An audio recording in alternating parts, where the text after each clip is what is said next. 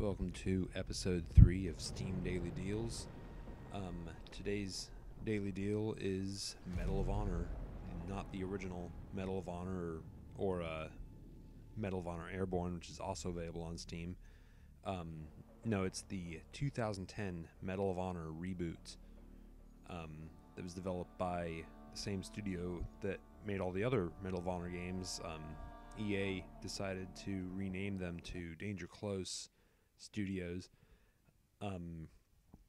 DICE also assisted in development of this game. They're known for the Battlefield games, mostly. So, you can see here, this is the single player, and I want to, the thing with this game is the single player and multiplayer, and I want to say this right up front.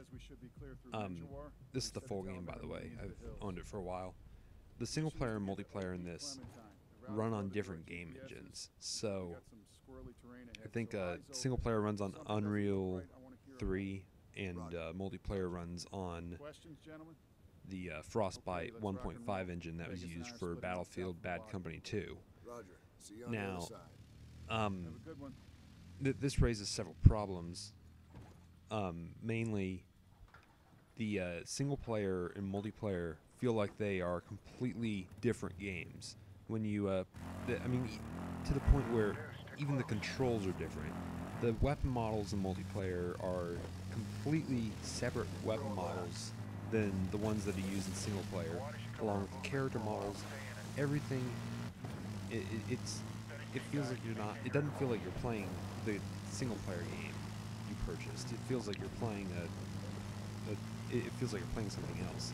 And even though it's developed by the Battlefield developers, the multiplayer maps are really small, and it ends up feeling mostly like a smaller version of Battlefield Bad Company 2. So I'll get to multiplayer later. Right now I want to talk about single player. Overall, my opinion on the single player campaign, it was okay.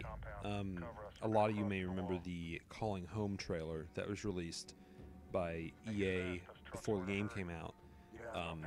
It had a answering machine and some soldier leaving a message on his home's answering machine. And the video was this really nice looking video of a soldier looking out the window of a helicopter. And then he gets out of the helicopter eventually, and then enemy Taliban troops shoot it down with an RPG. And so, anyways, it looks visually, it looked really good. And that part is in the single player. The thing is, that is a pre-rendered cutscene in single player. You have no control over your character. You're basically watching a movie file, like an AVI file. So, when I got to that point in the single player, I was starting to feel really disappointed. It didn't really feel like the single player was going anywhere because a lot of the story direction in the single player was, they wanted to make it feel very authentic. And I think in some respects they did make it feel very authentic. A lot of the voice acting is pretty realistic. It doesn't sound like a bunch of professional voice actors doing dramatized versions of military characters. It sounds like actual military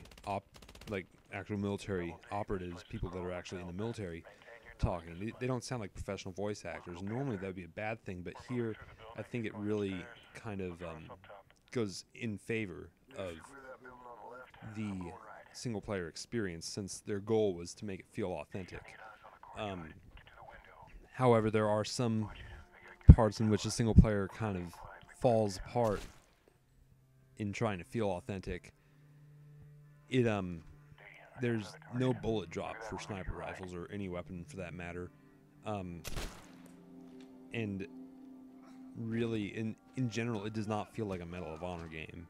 The soundtrack in almost all the Medal of Honor games is the previous ones done by I don't know how to say the guy's name, so I'm not going to embarrass myself trying to say his name, but those games were partially known for their really high quality orchestrated Hollywood style soundtracks, And here they hired the guy that did the Iron Man soundtrack, and naturally, as a result, the entire soundtrack sounds like a bunch of generic guitar riffs and some orchestrated sections, but it does have a Linkin Park song for some reason as a recurring theme, I think, maybe?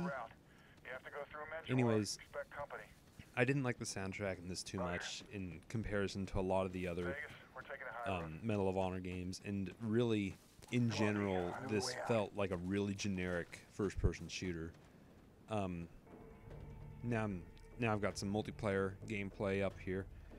Multiplayer modes, the multiplayer modes, they've got a couple of generic modes, like they got territory control, kind of like Conquest and Battlefield, but on a much smaller scale. I want to add that even though this is running on Frostbite 1.5, which is the same engine, again, the same engine that powered Battlefield Bad Company 2, even though it's the same engine, there is no destruction in this game. So if you're expecting to be able to shoot at a wall with an RPG and that wall's going to go away, or if you're expecting to be able to blow up a building and kill all the enemies inside, you can't do that in this, because it's like if DICE made a Call of Duty game, that's exactly what most of the multiplayer modes are. Now, multiplayer does have one fairly unique mode. It's called Combat Mission, and that's what all of my multiplayer gameplay here is taken from. As you can see, I'm not very good at the multiplayer. I haven't played it in a long time, and when I did play it, I wasn't very good at it. But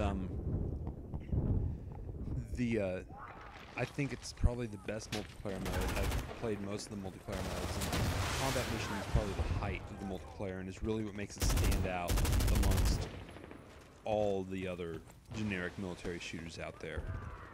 So, like in a Combat Mission mode, you've got the attacking team, you've got the defending team. In that respect, it's kind of like Battlefield's Rush mode, but you're given objectives and there's a story, sort of. It's not like it's like a story like your team's trying to get to an evac helicopter, or you're trying to shoot down the enemy helicopters or something. And so you're given these objectives, like capture a point, or destroy a target, or stuff like that, and it ends up adding a lot of variety to multiplayer matches, in my opinion. And it's the one thing that makes this game stand out in the crowd, really. It does have standard deathmatch, and it's got a mode that's sort of like Battlefield's Rush mode. But overall, multiplayer ends up feeling, because of the game engine, it ends up feeling like a stripped-down version of Battlefield Bad Company 2. So normally, this game is $20, which I wouldn't recommend purchasing it for, because this is not a very good game. Today it's $5. If you like military shooters, you don't mind them being a bit generic, $5 is definitely going to be worth it. If you're getting it just for the multiplayer, you'll probably want to steer clear, because I've heard that the community for this game is only really active during a sale like right now. So, in other words, tomorrow the multiplayer community for this is going to be dead. So you're not going to get your money's worth out of getting this just for multiplayer. So, yeah, Medal of Honor.